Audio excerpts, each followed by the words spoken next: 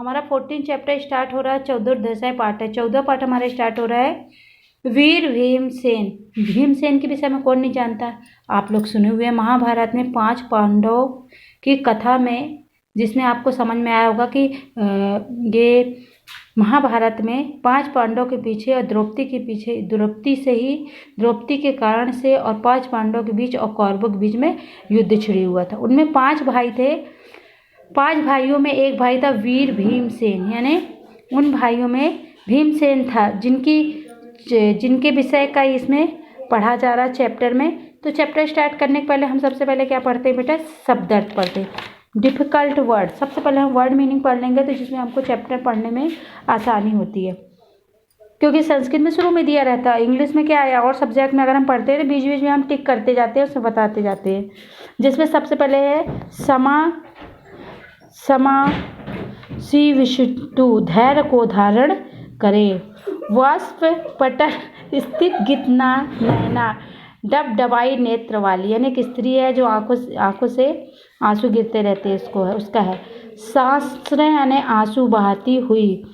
नित्यानुबद्ध कुरु बैरह, कौरवों के साथ सदा बैर रखने वाले। हंचे मतलब होता है सखी। इति परिक्रमयो श्रुत च, यानी घूमकर और पास में जाना। समीप मतलब पास में जाना। परिकुपित इव, क्रोधित हुए, यानी क्रोध यानी गुस्से में आ जाने से। तदो धीर पेशा, यदि ऐसी बात है तो।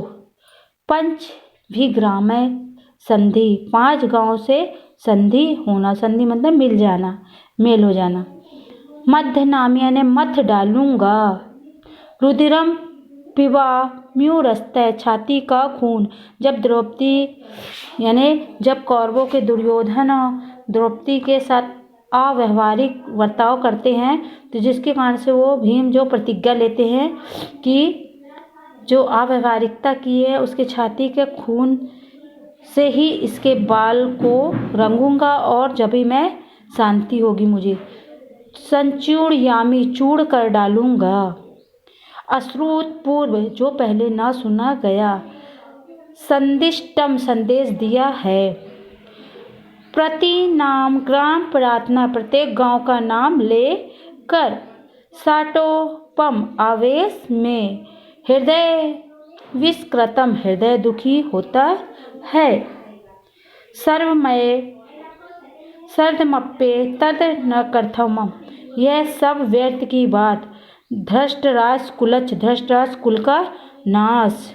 धृष्टराज राजा थे, जिसके पुत्र कौन थे, कौरवों लोग थे, और पांडव दूसरे भाई के पुत्र थे। केश कर्षणम, बालों को खींचना, जो द्रौपदी को भरी सभा में बालों से खींचकर लाया गया होगा। आप लोग ने महाभारत देखे होंगे, उससे संबंधित ये कथा है जिसमें द्रौपदी को भरी सभा में बालों से पकड़कर खींचकर दुर्योधन बुलाता है, जो उसको खींच करके लाया जाता है, उससे संबंधित ये चैप्टर है। उदासीनेषु युष्मासु, तुम उदासीनों में। प्रतिकार हो गया, समर्थ स्व मतलब प्रतिकार हो गया।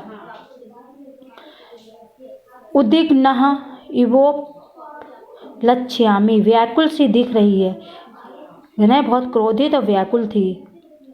किमुप्यु द्वे कारणम, उद्विग्नता का क्या कारण है। जीवासु मतलब होता है जीवित रहने पर। दूरम प्रोसितेषु, दूर प्रदेश न जाने पर। वहते मतलब होता है धारण कर रही है। ये कथा कैसी है, जब ये चौसर खेला जाता है, चौसर में वो सभी चीज़ें जो युधिष्ठिर रहते हैं सभी चीज़ें दांव पे लगा देते हैं। दांव पे लगाने के कारण जब उनके पास कुछ नहीं बचता है, तो वो बदला लेने की भावना से दुर्योधन बोलता है कि तुम्हारे पास यदि अगर द्रौपदी को लाओगे, द्रौपदी को दांव पे लगाओगे, तो मैं सब चीज़ तुमको वापस कर दूंगा। जिसके पीछे दुर्योधन क्या करते हैं उस समय तुमको समझ में नहीं आता कैसा ही है क्या गलत, तो वो उनको दांव पे लगा देते हैं। और इसके बाद में वो दुर्योधन अपमानित करते हैं, और अपमानित करता है और द्रौपदी को बालों से खिंचवा कर बड़ी सभा में लेकर आता है, जहाँ सभी लोग बैठे हुए रहते हैं। उससे संबंधित ये चैप्टर बेटा हमने वर्ड मीनिंग पढ़े हैं।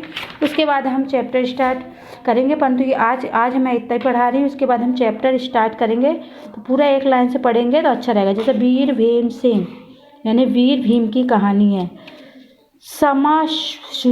समाश्रितम भट्टिनी, धैर्य को धारण करे, क्योंकि वो बाल खींचने के लिए, वो लेने के लिए आते हैं।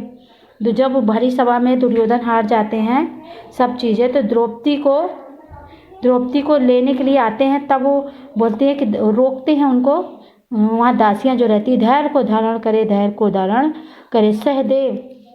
सहदेव आते हैं उनको लेने के लिए। नेपथ्यामि विमुख बिलोक आत्मगतम अय कथम याज्ञसेनी महुरूपीचमानः वाष्प पटर स्थिग्नयता आर समीपम अस्ति।